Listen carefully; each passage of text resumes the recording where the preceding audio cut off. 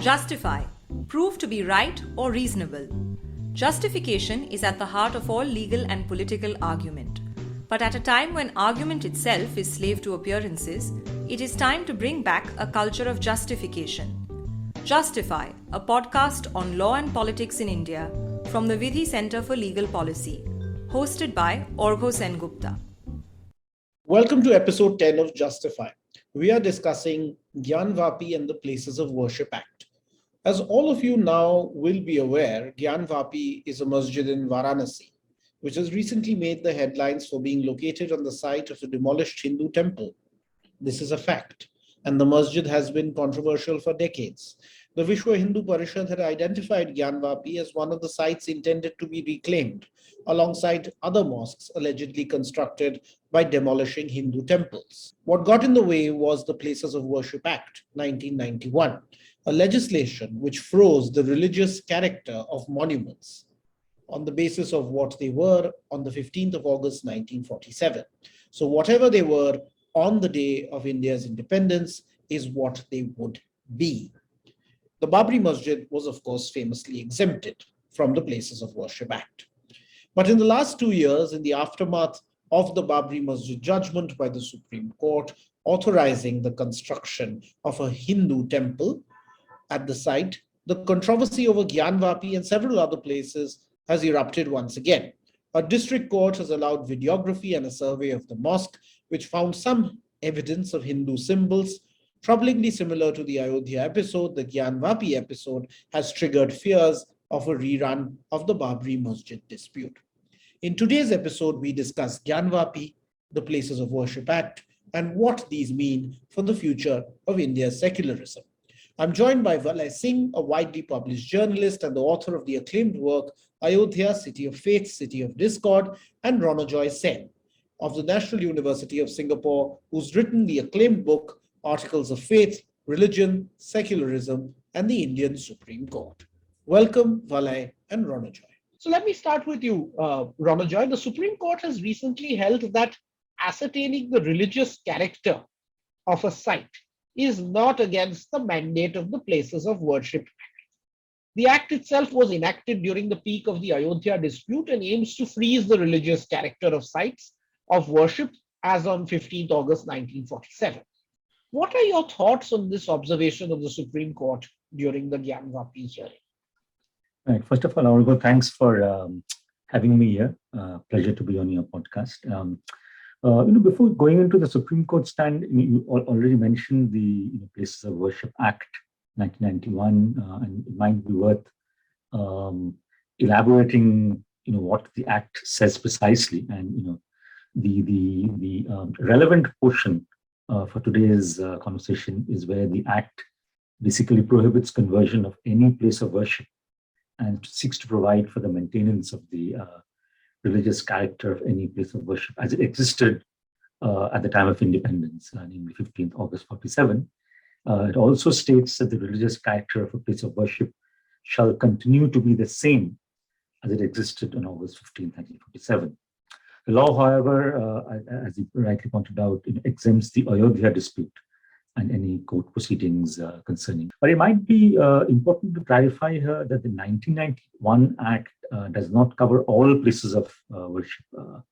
In fact, there is a separate law called the Ancient Monuments and Archaeological Sites and Remains Act, 1950, for defining the religious character of historic sites. And this makes the legal arrangement somewhat complicated. In the religious character of historical monument is often contingent upon the date of notification, and it is actually permissible to reopen such sites for religious activities if the ASI or the Archaeological Survey of India gives permission. But in this instance, I think the Supreme Court has not yet gone into the complexities of these acts and how they might contradict each other. But it has basically, so far, proceedings in the lower court should continue. But very importantly, one of the remarks that the court has made, I think, is quite critical for the Gyan Vapi case in today's conversation. It says that the 1991 law only bars conversion of religious places of worship, but does not bar ascertainment of religious character. And here I'm quoting the Supreme Court judgment of these places. So basically, it opens up a front where the courts can then go and delve into the history of the Gyanvapi Mosque and pronounce on the religious character of the site. And that, I think, is important for today's discussion.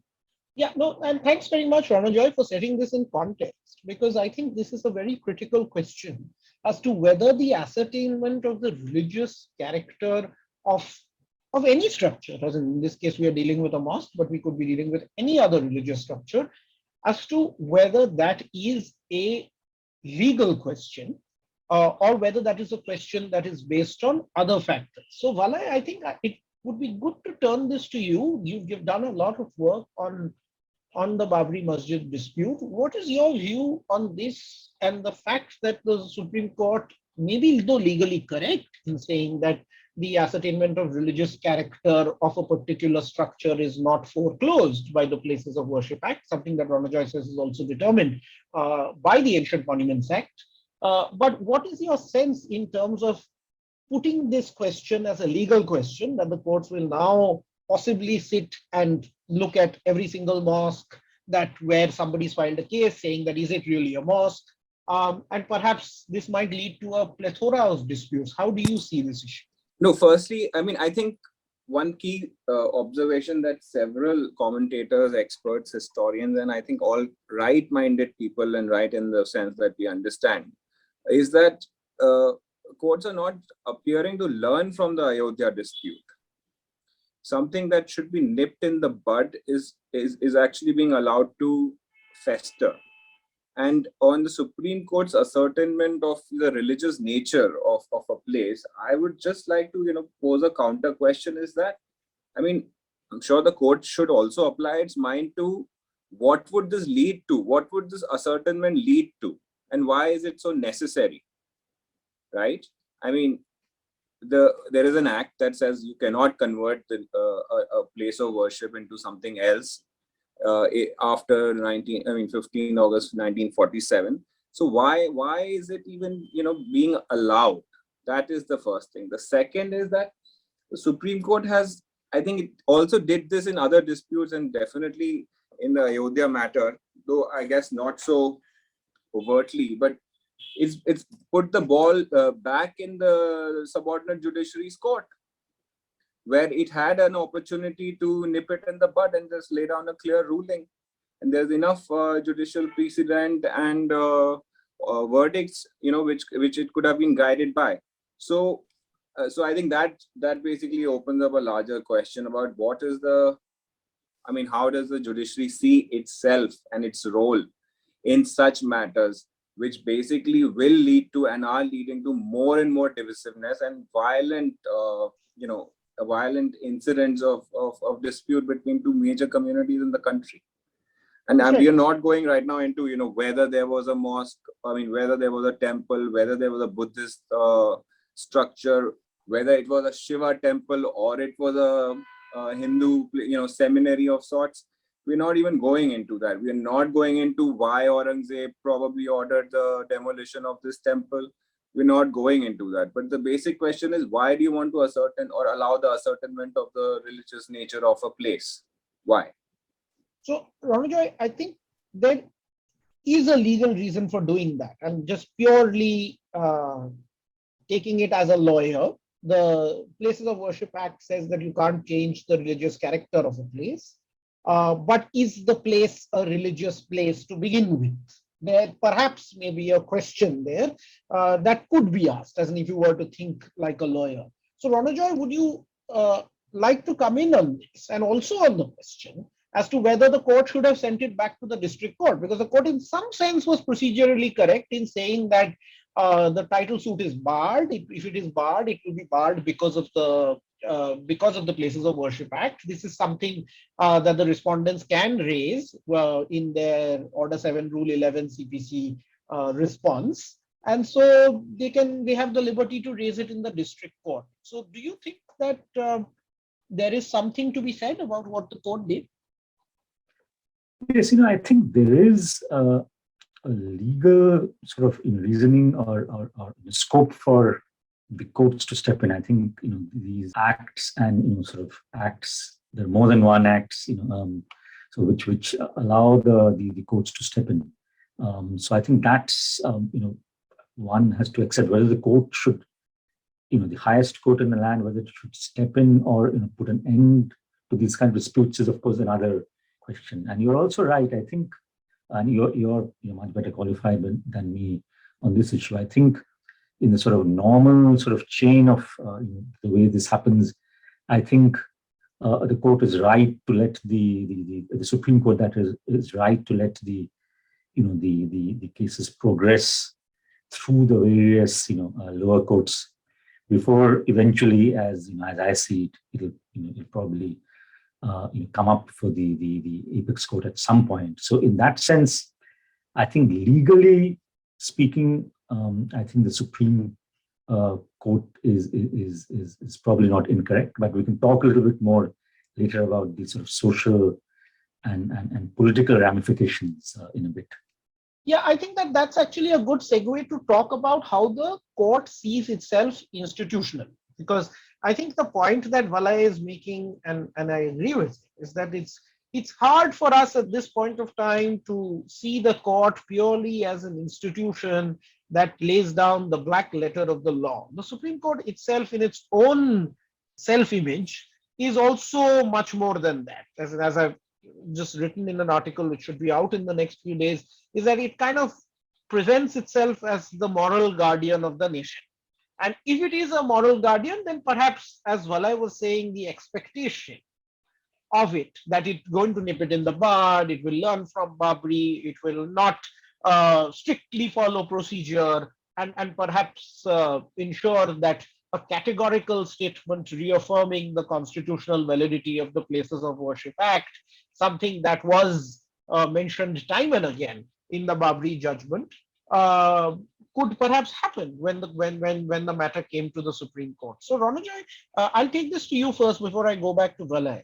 As in, given the fact that the court has this larger than life image, particularly in the public eye, do you think that even though this may not have been the appropriate procedural place for the court to do it, but do you think this was a missed opportunity and the court could have nipped this once and for all?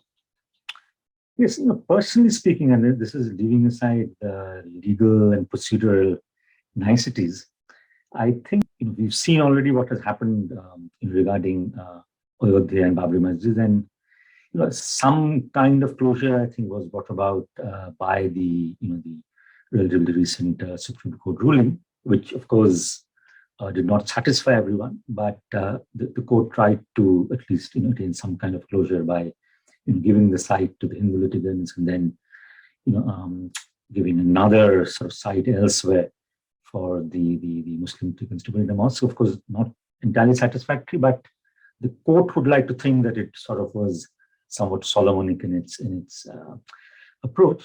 But I think the danger to this approach is that if we have Ayodhya, of course now we have Gyan Vapi, there is of course the temple in Kashi. So it opens up multiple cases or fronts where such issues can come up, and then it becomes a never-ending sort of process, which of course poses a very potent challenge to the secular fabric of the country.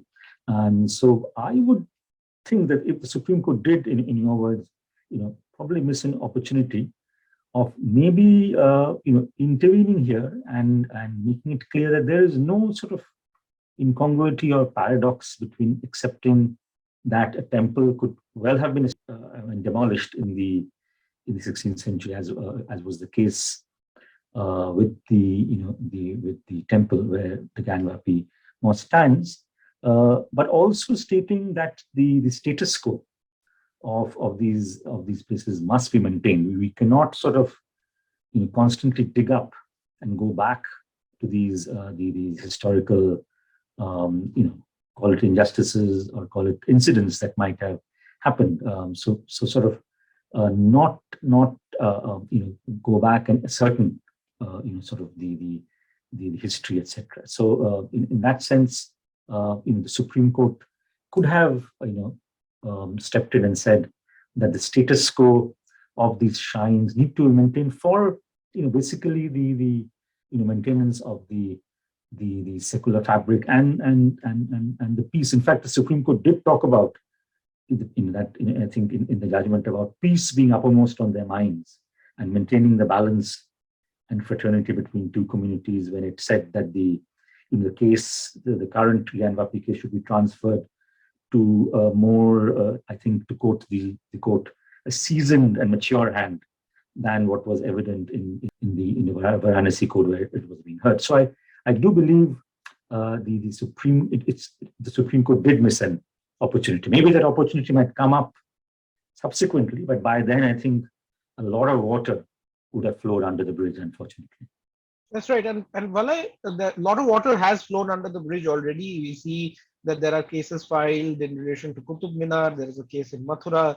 There is a case in Meerut. And I'm sure there are many cases that are on the anvil. You said earlier that the court didn't learn its lessons from Babri Masjid. Could you elaborate on that a little? Yeah. No, I mean, I'm purely just sort of coming in from a perspective that legal dispute first languished, then certain political events in 1986 precipitated a decision by a lower court in Faizabad, which allowed the locks of the disputed Babri Masjid Ram Janmabhoomi structure to be opened. And after that, as Justice S.U. Khan, I think in the 2010 judgment himself said, that it started a chain reaction. So my point is very simple. Here is an opportunity to exactly to what both of you just said, to send out a message that these kind of cases that are challenging an existing act should not be entertained at the lower judiciary level. You see, otherwise, on a lighter note, one could say that we'll have to set up a special tribunal just to look into these disputed places of worship, because the caseload is going to be immense. Hindu organizations who are on the extreme side have identified, they claim that there are upwards of 40,000 such structures. We can take a conservative estimate and say, okay, even if say half of them go to courts, what are we talking about? That's one thing. The second is that it's being said by in the dominant narrative that this is, these places, these temples were demolished to break the morale of the Hindus, to shame them, to destroy their pride, and so on. So, to me, it seems like our courts allowing themselves to become a sort of medium to restore communities' pride here? Are they becoming a medium to revive some kind of, golden era or consciousness? And is that the core function of the judiciary, and especially the high judiciary? I would even like to say that, at this rate, if things continue, then probably lower judiciary needs to be sensitized in certain acts that are very relevant to this case. Maybe they're not aware. Maybe they don't know that, what is the relevance of the Ancient Monuments Act of 1958? How do you peruse the Places of Worship Act of 1991? How do you, maybe interpret the ruling of 2019 in the Ayodhya judgment? There is a problem here. And even if we just say that, okay, this is a matter of just judiciary and judicial interpretation, then maybe lower judiciary, the judges need to be oriented much better and sensitized on these special acts. Yeah, I think that there's a point there, because we seem to be going down the Babri Masjid route again, because the question here in Gyan Vapi is first a factual one as to whether there is an ancient Shivling at the site of the mosque, or whether the mosque was just simply built after the demolition of the temple, which is basically kind of a archaeological fact-checking exercise. And we knew what happened during the Babri Masjid exercise that was carried out. Now, these are, of course, questions that will require surveys. It will require an in-depth archaeological investigation. And then the matter will have to be brought to the court to determine apply the facts, apply the law to the facts, and then come out with a resolution. And we seem to be going down that same path again, as in Gyan Vapi, as we have done with the Babri Masjid issue. So, Ronojoy, one thing that has always troubled me when I was thinking about this issue is that the Places of Worship Act is fairly categorical.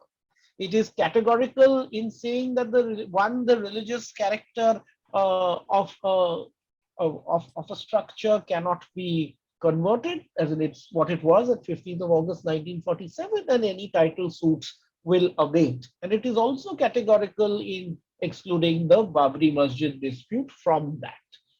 Now, given the fact that we have it in such black and white terms, uh, do you think that ultimately, whether it happens soon or whether it happens later, the role of the court should really be to uphold the Places of Worship Act, not just in terms of singing its praises in a case where it strictly doesn't matter, that is the Babri Masjid case, but in cases where it does matter, like in the current one. And then if Parliament thinks that we need to reopen the wounds of the past and we need to correct those injustices, we can repeal the Places of Worship Act. But do you think that for the court at this point of time, as in whether sooner or later, as in it's just time to apply the law and get done with it? Right. I think you're absolutely right that the court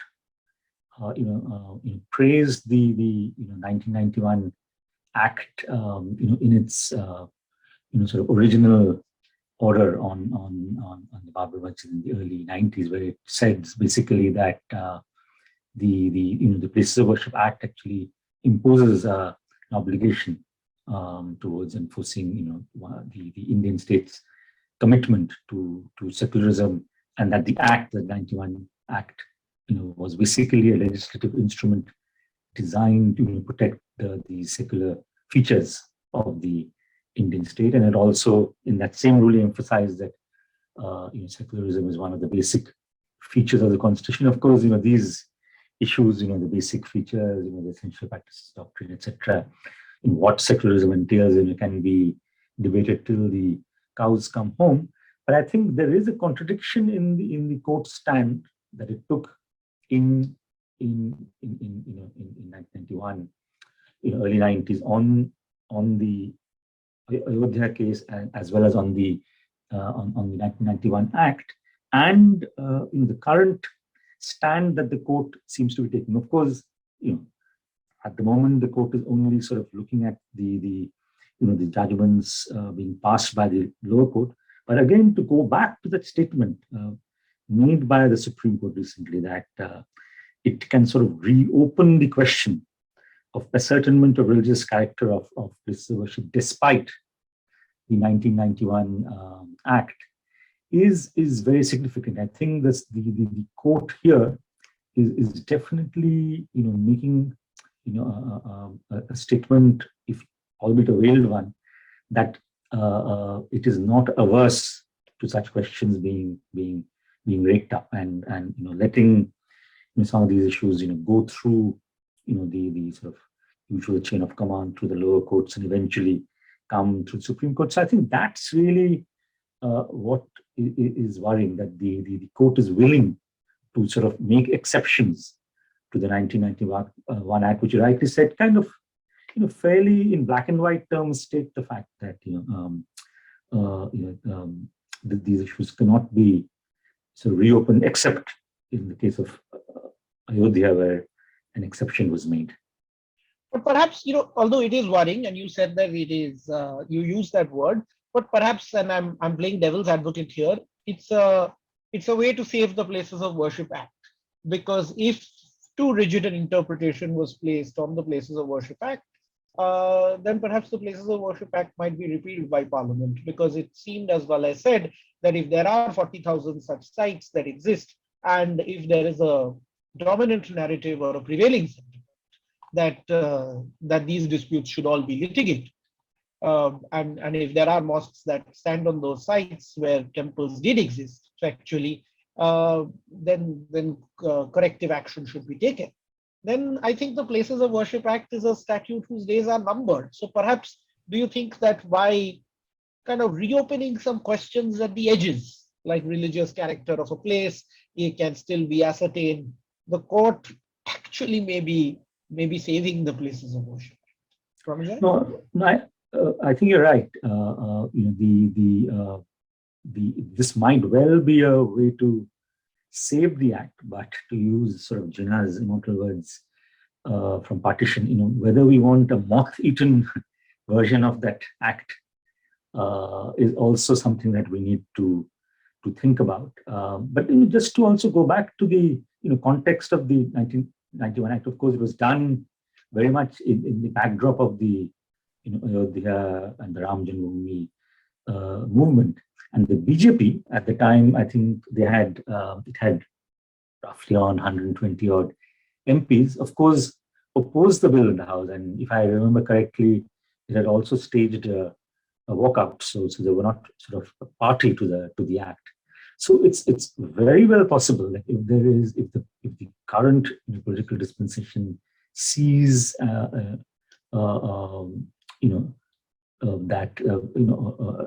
feels that this act needs to go, it does have the numbers to do so.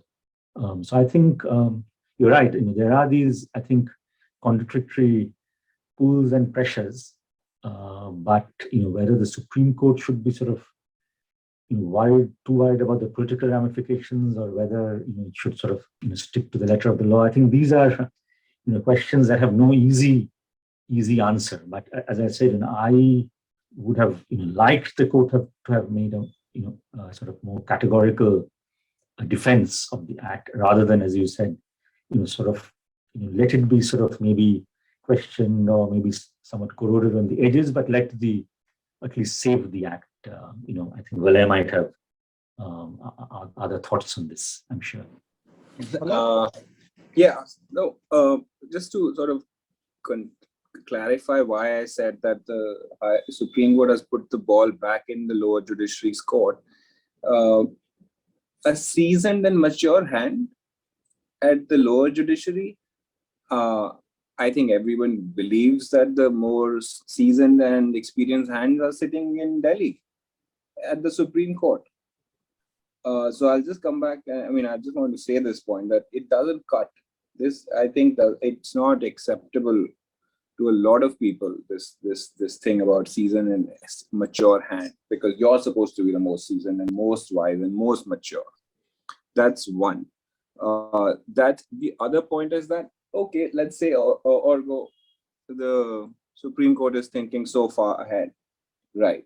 When the Parliament will try to repeal the act or change it, will somebody not take it to the Supreme Court again?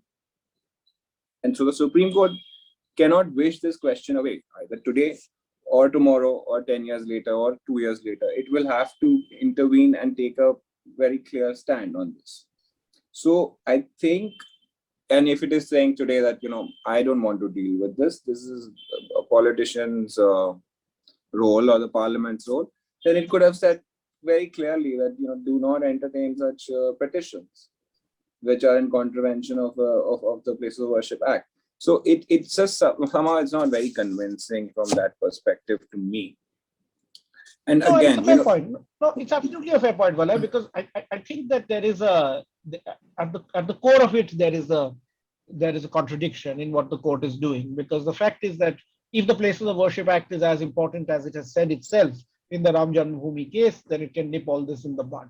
And if there are all these other questions that exist and that can be brought up, then they will be brought up to the Supreme Court. So in some senses, there's no point in sending it down to the lower judiciary, except perhaps for some strategic reasons, to buy time, whatever else, or follow proper procedure.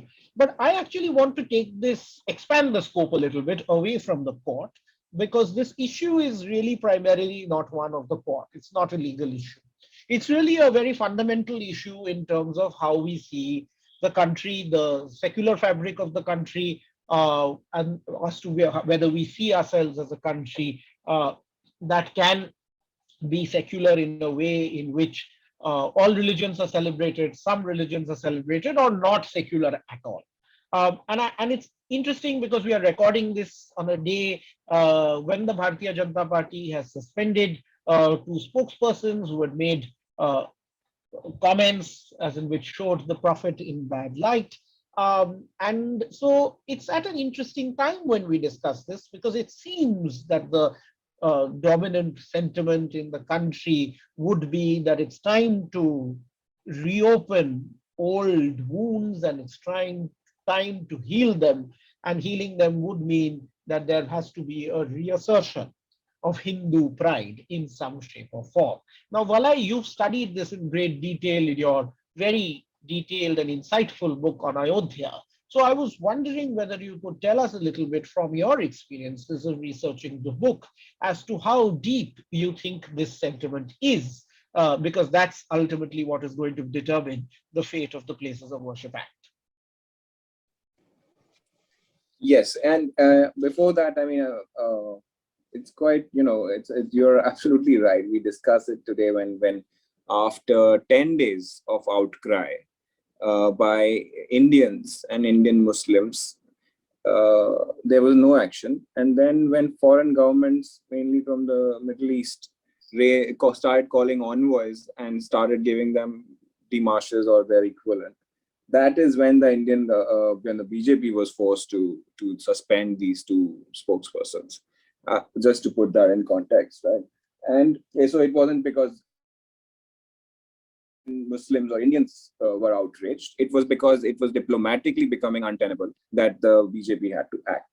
And this is a pattern that we have seen in other disputes also. Now, coming to your question, also I'm now working incidentally on a book on Banaras, where I did not imagine that that it would this Gyan Vapi thing would become so center stage, but now it seems to be becoming. I would just like to say that yes, there is resentment, but it's all about in Banaras itself. I think the resentment is being amplified very systematically, and it has always been. There were always attempts to amplify it, but they were not succeeding, right? But I think 2014 was that watershed moment, and 2019 has further cemented it.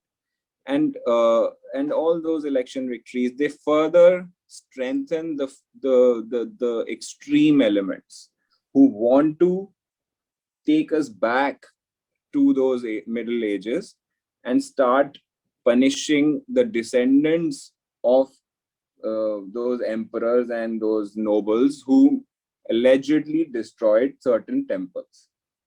Now, there is a clear question before us, and especially before the Supreme Court, because all these things go to the Supreme Court, which is where they are legitimized. Otherwise, it would be called mob violence or violence and so on. These courts are being approached to legitimize claims, and therefore the question is: are we going to remain or protect our identity as a modern democratic republic, or are we going to allow the majoritarianism that we see on the streets increasingly in the last few years also start molding and influencing our highest courts? That is the question. There is deep resentment, but that resentment could be handled by religious leaders, politicians, social leaders, and in the communities itself. There could be other ways to address resentments. We could say, okay, history books were not fair to Hindu kings and kingdoms and so on. And we could actually have an objective, critical assessment of, okay, how can we address what is actually right here? But no, if we are going to simply do this to dominate and sort of, punish today's descendants of those, Mughals and so on, I think it looks really scary. it looks very, very scary, because today it is about showing a community its place. Who knows, tomorrow it won't be about who is a better Hindu. You are not a better Hindu than me. I am a much better Hindu. It will turn into that. Yeah, it's very likely that it could, because that, as you said, is perhaps how the resentment is being felt, and either it's allowed to fester or not being handled. And actually, this reminds me of something, Ronojoy, that I think you had written in your book, that you do believe that religious pluralism and tolerance are the way forward, and also you expressed what I might call a hope that the more spiritual aspects of religion win out over the more kind of quotidian or the baser elements of religion. And sorry, I may have quoted you a little bit wrongly here, but the general sense that I got from your book and the history of how secularism has been seen in the Supreme Court is a faith, and no pun intended, that that religious pluralism and tolerance is the way forward. Do you think that the current chain of events, particularly as it's playing out through the courts as opposed to playing out on the streets, makes you doubt that belief? Right. It's sort of a difficult question to sort of answer succinctly, but you're right. I did mention in my book that stepping outside of the sort of confines of the court and the various judgments, I did put some faith in and hope in the sort of ordinary believing, both Hindus and Muslims, who I'd like to believe are more interested in living together in communal harmony, etc., as opposed to what we see and what we've seen, not just in India but elsewhere, a politicization of religion, and this is something that's happened everywhere. But of course, one's hope does not always translate into facts, and what we've seen, I guess, over the last, at least, definitely over the last decade or so, is a definite majoritarian ethic, which is, or ethos that has taken hold over the country. And if you, look at the, these explanations of the political victories of the BJP and the current dispensation, part of it can be ascribed to this, the definite majoritarian tilt in the population. So in that sense, I think, both the courts sort of rulings, etc., as well as the sentiments of the ground, in fact, in a sense, feed off from each other. So there is a definite sense of resentment, as well, I rightly pointed out, and historically speaking, if one sort of steps back, I think there is that sense of Hindu victimhood that's been a recurrent narrative, from the 19th century, late 19th century onwards. Much of Hindu nationalism, as we see it today, actually drew, and this is a somewhat complicated question, but arguably drew from this sense of Hindu victimhood from the late 19th century onwards.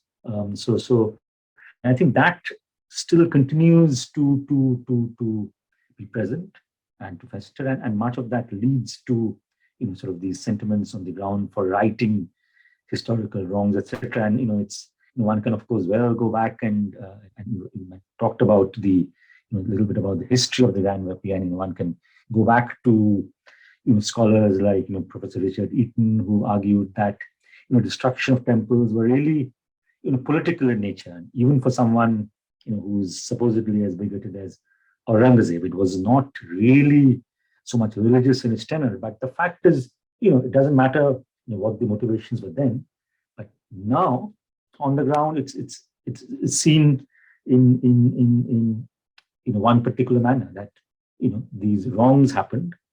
The Hindus and Hindu temples, etc., were desecrated, destroyed, and this now needs to be, this wrong needs to be righted now that we have a government that's a dispensation that's sympathetic to these views. So just to sort of end, why I was saying that these sentiments on the ground, as well as the court rulings, feed off from each other. One of the points that I made in my book was again, going back to a notion that was very much around much earlier, and what Benjamin Cardozo, a U.S. judge and jurist, once called the mores of the community, and what an eminent Indian jurist, S.P. Sathe, had called the tides and currents of the time. And what both Cardozo and Sathe said, that judges, at every level, be it the lower courts, be it the higher courts, are not immune to the tides and currents and the mores of the time.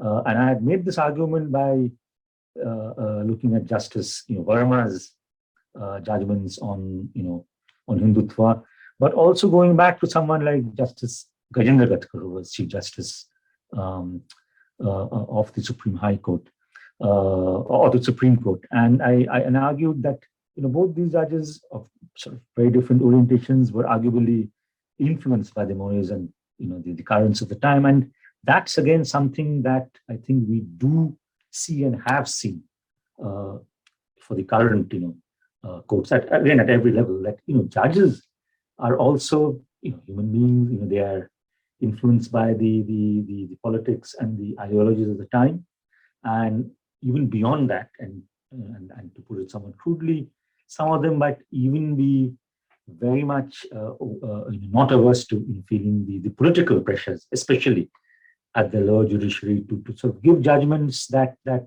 are in tune with what the political leaders, the masters, want, unfortunately. That's right. And I think you made a lot of valid points there, and particularly the points about demolition of temples always being a political act. And I think it's what we are seeing now is a tit for tat, as in there's nothing religious or spiritual about demolition of mosques, particularly the way in which it is being done through courts, as in it's very much a political act to correct some historical political wrongs. And last word to you, Valay, because I wonder where this all leaves us and whether it means that we junk the idea of secularism as we see it, as an idea where the state doesn't get into religion or celebrates all religions equally? Or do you think we need to restate it or perhaps redefine it in some shape or form to ensure that it continues? How do you see the future of Indian secularism? That's a very heavy question, Orgo, but I would just, if you allow me, I'll just add some historical context to what Ronjoy said about political nature of attacks on temple was political. So Aurangzeb and Richard Eaton said this, and others have said it, that, and I've done primary research on this, and I also found that this seems to be true, that in 1669, it had been a few years, Aurangzeb became emperor, and Shivaji escaped, the Maratha king, from Agra fort, if I'm not wrong. And at that time, there was a rebellion going on in Banaras among the landlords, the landholders.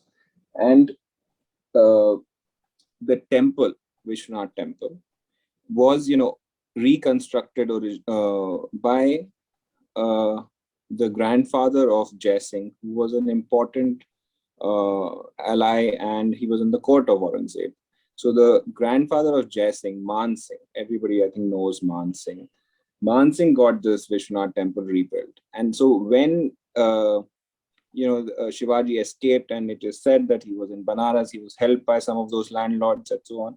So it was an act of retribution to demolish, because the same year Aurangzeb had said, do not trouble Hindus doing their prayers, doing their worship. Do not destroy temples that already exist. And in the same year, then later on, he's ordering the demolition of that temple. So we won't go into that. The larger question on, I think we all agree that history today is being used as both as a sword and a shield. Sword to first attack Muslims in general, whatever, and then shield to say that, oh, I'm doing this because your great-great-great-grandfather did this to my great-great. So it's both. And how do we, the question today is, how do we curb these tendencies? And who can do that?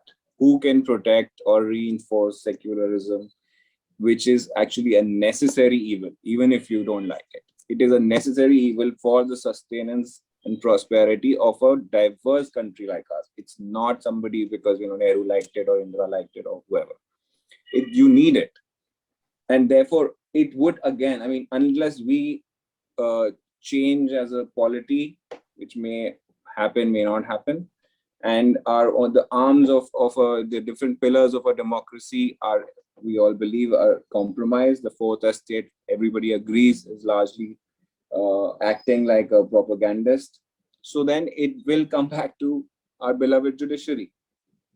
It will have to be them, and somebody will have to show, take a stand there, and it cannot be anyone else. I mean, it can be a mass movement, a God Messiah can descend and reform a lot of people at the same time, preach harmony and peace. But we can't leave it to that. We have an institution. There is a certain mandate. There is a constitution. I think apply those principles and do your job.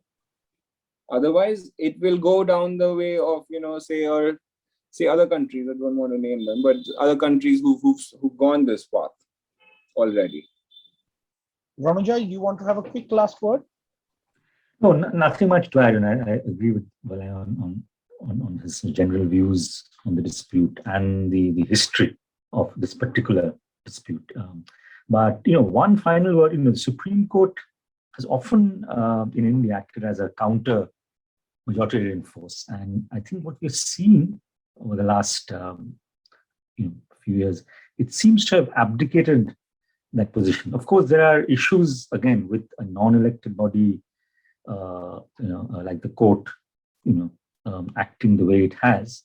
But I think by and large, I would say that the Supreme Court's counter-majoritarian instincts seems to have been dulled for various reasons, and that's again a complicated issue. It's not just the mores of the time; it might have something to do with the institution itself, the chief justices we've had, etc.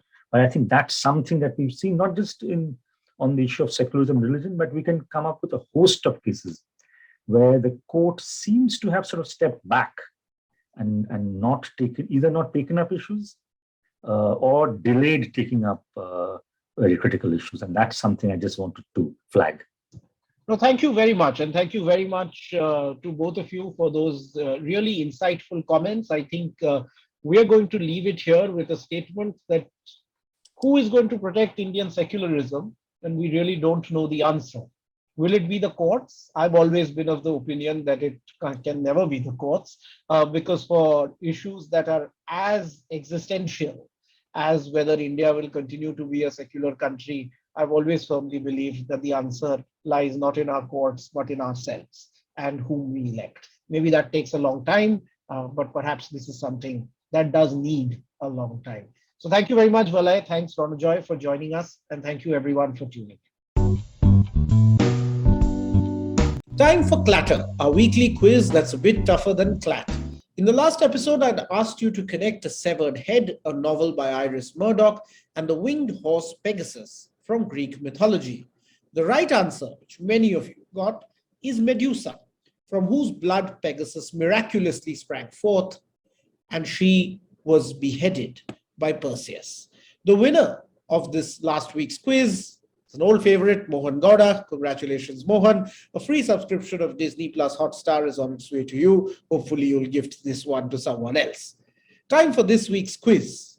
Consistent with our theme, what is the link between an 1834 lithograph sketch and architectural plan of the Vishweshwar temple and an 1841 Palladian porch on the banks of the Hooghly River? So connect the 1834 lithograph sketch and plan of the Vishweshwar temple with an 1841 Palladian porch on the banks of the Hooghly River. Write in with your answers to justify@vidhilegalpolicy.in. Right answers stand a chance to win an exciting gift. In this episode, we've talked distressingly about internecine conflicts between Hindus and Muslims. At this point of time, all we can ask for is peace. And what better way to pray for peace than to listen to Lata Mangeshkar singing Allah Tero Naam, Ishwaro tero naam. I leave it with this prayer for peace. Adjourn. अल्लाह तेरो नाम ईश्वर तेरो नाम अल्लाह तेरो नाम ईश्वर तेरो नाम सबको सन्मति दे भगवान